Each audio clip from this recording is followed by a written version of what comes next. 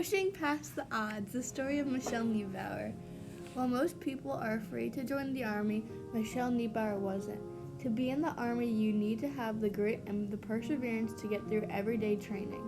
Most people don't want to do the hard work and put all those hours in, but Michelle Niebauer did exactly that. She put in her blood, sweat, and tears into training in the military and always pushed herself until the end when she was discharged from her military service. Niebauer was born on December 28, 1978 in Colorado Springs, Colorado, to Cynthia and Timothy Patches.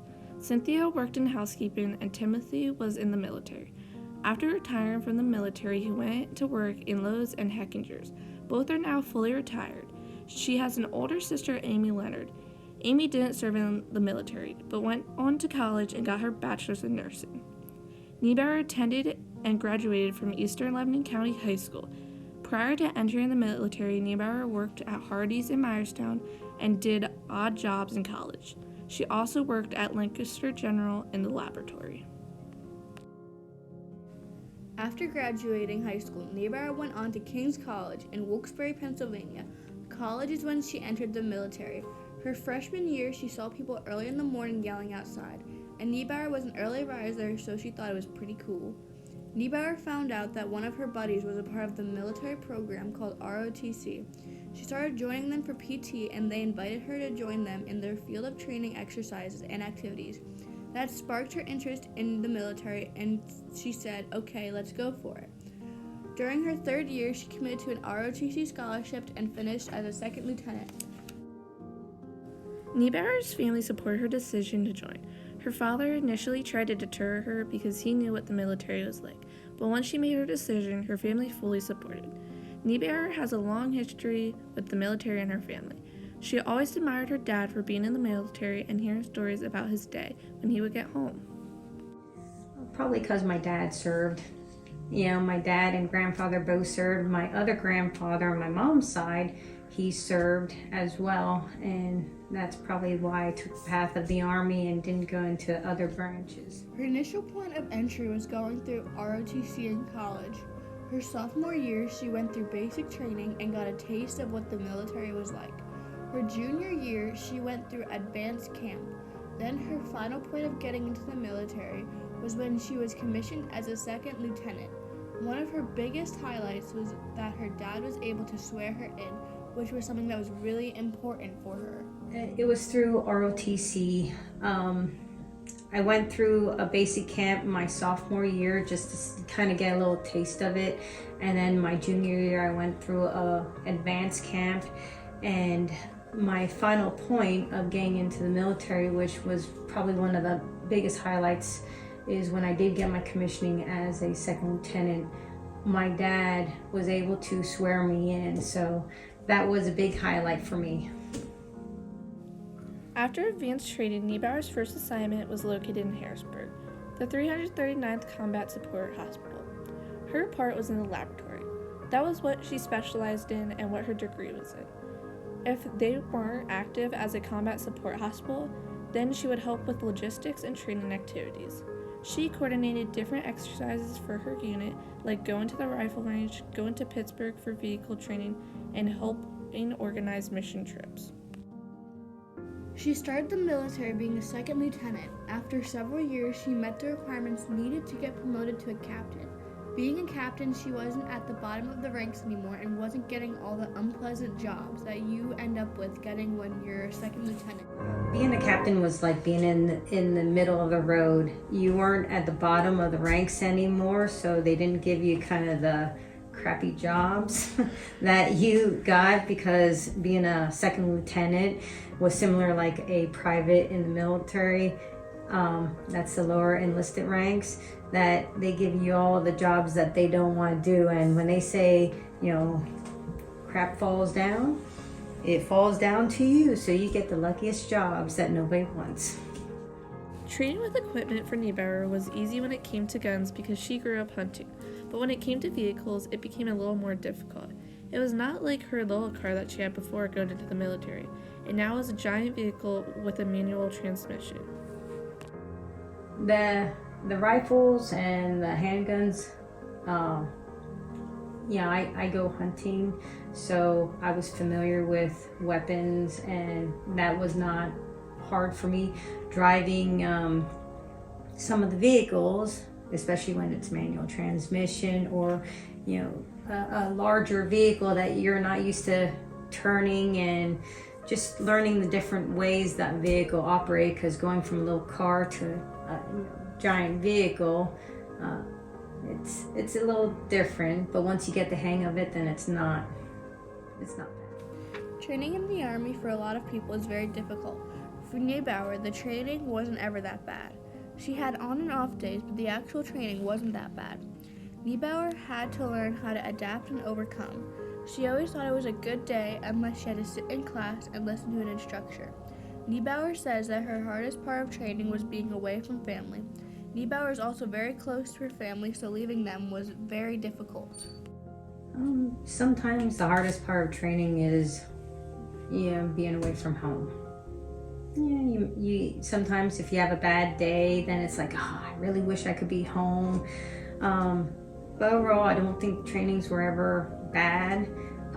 You learn to adapt and overcome, and I always thought it was a good day unless I had to sit in a class and listen to an instructor go on, and you just want to go to sleep. And that probably happened a few times because I had to stand or do push-ups, so I remember that. As stated, Niebauer is very close to her family, so when she left, it was very difficult for her. Niebauer always made sure when she was deployed to stay in touch with her family. In Kuwait, they stayed in touch through email most of the time, but once they got all set up and everything was stable, she was able to use the phone line.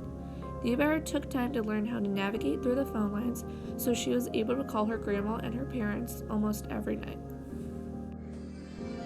We stay in touch through email when it was up and running in Kuwait, and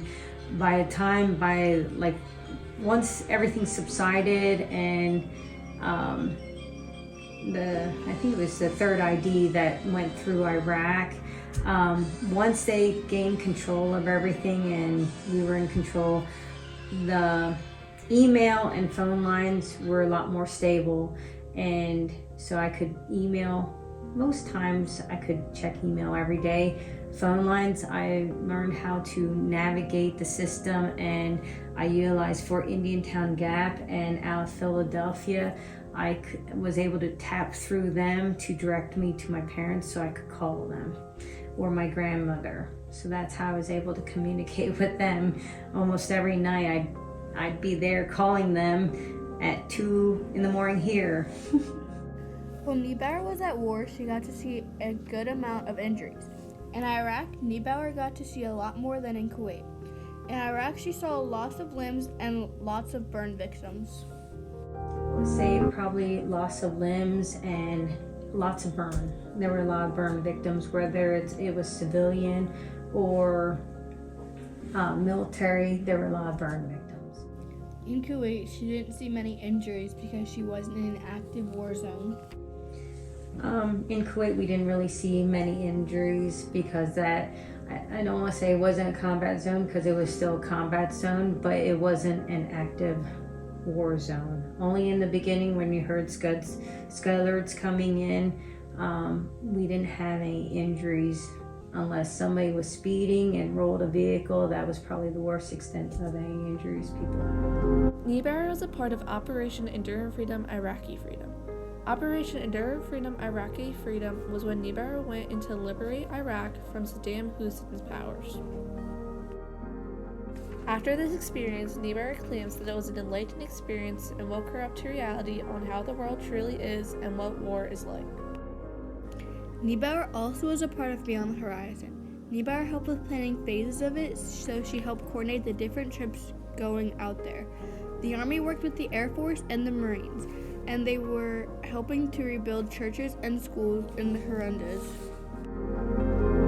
With all of the hard work that paid off, Niebauer and her husband made the decision to resign her commission to get out of the military. When they made the decision, they were in Fort Sill, Oklahoma, and had 2 very young kids. After Niebauer was discharged from the military, they continued to live in Oklahoma until her husband got out also. Once they both were out, they made the decision to move back to Pennsylvania, where her family lives. And looking back at the time Niebauer served, something she enjoyed was traveling. But not just the traveling part of it, getting to see different places with different cultures. She not only traveled to Kuwait and Iraq, but to Poland and Hungary. History was another favorite thing for her. When going to Iraq, which has a lot of history, Niebauer got to learn a lot. She got to meet a lot of amazing people too. While she was in Iraq, 2 of her cousins were over there at the same time. Niebauer asked if she could go onto a ship to go over and surprise her cousin. Traveling. I love to travel, and just not just only Kuwait and Iraq, but going over Poland and Hungary and meeting all the different people, learning different cultures. I do enjoy that. I love history, so especially being over in Iraq, you learned a lot of history. Another thing, while I was overseas, I had 2 cousins over there at the same time, and my cousin Greg, he was on the Kearsarge outside of the Kuwait Naval Base, and I ran. One of the Navy officers was at Camp Arifjan and told me, I asked him, how do you get on that ship? My cousin's on there. He told me how. When I told you, you find a way. I found a way, got permission, and I went on the ship and met him. He was shocked. He's like, ooh, who's coming to see me? They're like, an officer is coming to see you. No. She said, she's your cousin. And he goes, how'd you do it? If you don't try, you don't ask. Always remember, if you want to do something, the worst they can do is say no, right? But if you don't ask, how will you know, right? My other cousin was stationed up at Baghdad with the fire department out there, so I got to see him as well. Michelle Niebauer pushed past the odds of not making it through military training. She had everything a military soldier needs, such grit and perseverance to push past every goal made and create new ones. Niebauer showed people kindness and strength. She ended her service with some medals, including Armed Force Reserve Medal with M. Device Army Medal, National Defense Service Medal, Overseas Service Bar, Army Commendation Medal, and Army Service Ribbon. All were well earned for everything she did and has done. She pushed past the odds every day and every night, never regretting joining the military. Thank you for your service, Captain Michelle Niebauer.